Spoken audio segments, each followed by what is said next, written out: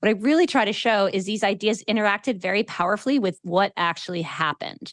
So, Friedman had a theoretical take on the fact that the Phillips curve was a short run trade-off, not a long run trade-off. And that wasn't enough to change people's minds. It took the next 5 to 10 years for people's minds to change. So it's not the ideas, it's how the ideas help people understand the reality that they're experiencing, and I would say, so yeah, that is something I really want to emphasize. And I try to show in the book by kind of moving between his ideas and the actual events as they unfold in the world. And as you said, the distinction between real and nominal interest rates, which is still not really well understood, especially if you read kind of top line media coverage of what's going on. Monetary policy is super tight. I'm like, is it really tight? I'd actually think we still have negative interest rates, but people aren't really talking about that. But again, it took the 70s when you had incredibly high inflation and incredibly high interest rates for people to understand, like, oh, this is exactly what Friedman said could happen, that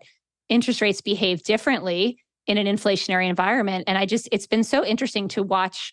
I think the financial sector in particular has just a very short memory and little knowledge of history. And the fact that so many people have been proceeding as if the low interest rates of the past 15, 20 years are the state of play, when historically they're extraordinarily low. And there's no reason to expect they would stay that way forever. But so many bankers and financial institutions made decisions as if they would.